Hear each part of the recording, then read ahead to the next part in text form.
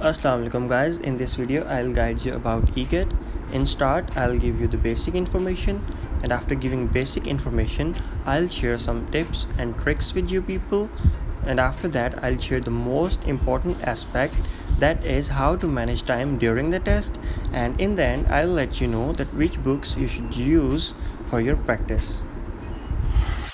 So if any one of you don't know that what is ECAT, तो ECAT is an engineering colleges admission test.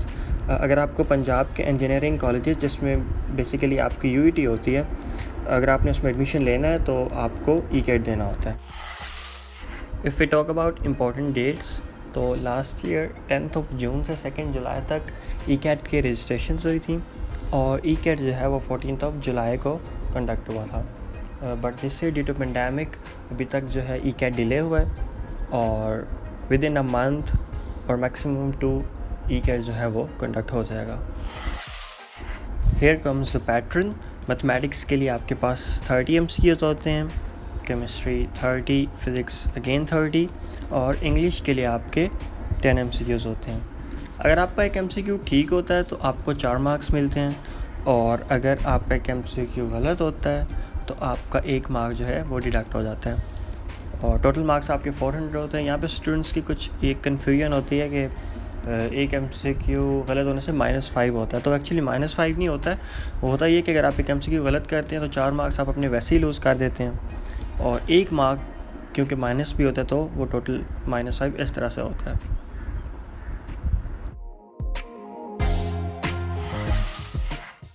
अगर हम merit calculation की बात करें तो 2019 तक जो स्कीम थी उसके अकॉर्डिंग एफएससी 70% होती थी और ईकेट 30% था, लेकिन इस साल यूईटी ने अपनी स्कीम चेंज की है। उसके अकॉर्डिंग आपकी मैट्रिक जो है वो 25% है, एफएससी पार्ट 1 इज़ 45%, ईकेट 30%। ये स्कीम इसलिए चेंज हुई क्योंकि काफ़ी सारी यूनिवर्सिटीज़ एफएससी पार्ट 1 की बेस पे अपनी क्लासेस स्टार्ट कर देती थी, और यूईटी की जो क्लासेस हैं वो काफ़ी लेट स्टार्ट होती थी। इसलिए यूईटी ने इस चीज़ को ओवरकम करने के लिए अपना जो है क्राइटेरिया चेंज किया है। लेकिन ये जो चेंज आया है सिर्फ एफएससी स्टूडेंट्स के लिए आया है, बाकी जो इक्विवेलेंट डिग्रीज़ हैं जैसे कि डीएई है हमारे पास, उनके लिए ऑल स्कीम ही कंटिन्यू होगी।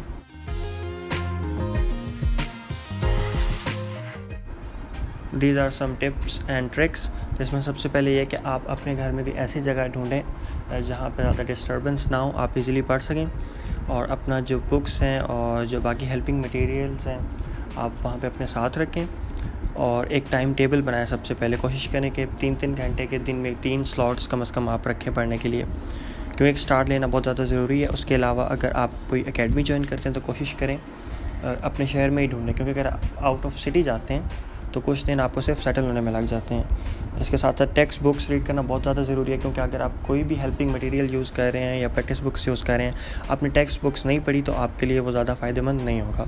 मॉक टेस्ट्स दें आप ताकि आपकी टाइम मैनेजमेंट अच्छी हो सके, और उसके अलावा आपने प्रेशर हैंडलिंग जो है वो सीखनी है, क्योंकि ईकेट में काफ़ी स्टूडेंट्स जो है वो प्रेशराइज हो जाते हैं और इस वजह से अच्छा परफॉर्म नहीं कर पाते।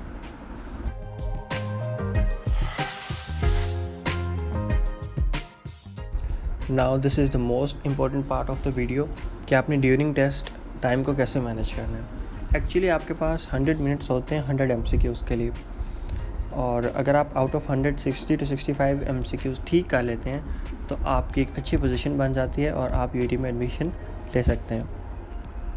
टाइम मैनेजमेंट के लिए सबसे पहले आपने 100 मिनट्स को 2 पोर्शंस में डिवाइड करना है। पहला 60 मिनट्स का एक पोर्शन बना लें और दूसरा 40 मिनट का।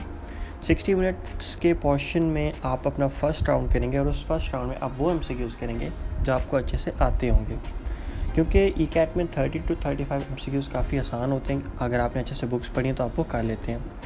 फर्स्ट राउंड में आप मैथ्स के वो एमसीक्यूज़ भी करें जिनके डायरेक्ट आंसर्स आते हैं, और केमिस्ट्री में भी कुछ बुक्स की जो है स्टेटमेंट्स आई होती हैं, आप उनको अटैम्प्ट करें। फिज़िक्स में आपके कुछ टेबल से क्वेश्चंस आए होते हैं, कुछ बुक की स्टेटमेंट्स आई होती हैं, आप उनको भी अटैम्प्ट कर लें।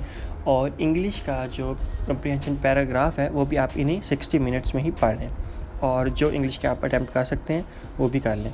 तो जब आप देखेंगे कि आपके 60 मिनट्स एंड हुए हैं तो आपके 40 to 45 एमसीक्यूज़ अटैम्प्ट हो चुके होंगे, जिससे आपके पास कॉन्फिडेंस आ जाएगा। और उस कॉन्फिडेंस को लेके आपने अपना सेकंड राउंड स्टार्ट करना है। उस सेकंड राउंड में आपने वो MCQs करने जो आपसे फ़र्स्ट टाइम ही नहीं हो रहे थे।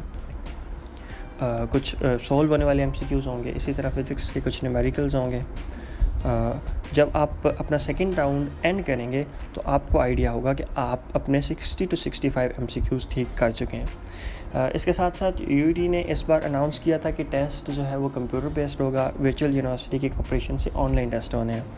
तो इसलिए आप कोशिश करें कि यूट्यूब से वीडियोस देख लें कि ऑनलाइन टेस्ट कैसे होते हैं, ताकि आपको टाइम मैनेजमेंट का इशू ना आए।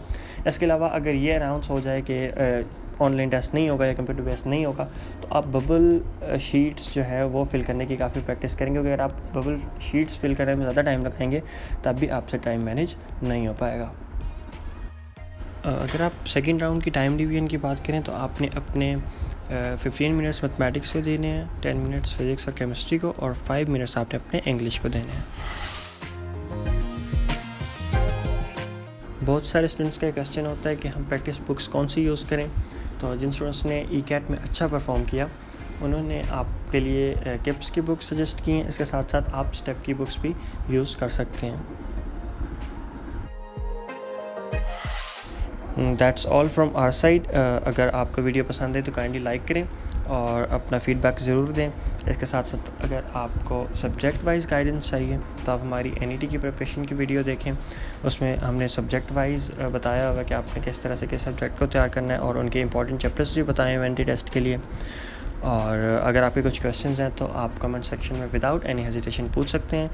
और अगर आप इस लर्निंग प्लेटफॉर्म का हिस्सा बनना चाहते हैं तो आप काइंडली हमारे चैनल को सब्सक्राइब करें। Thank you so much.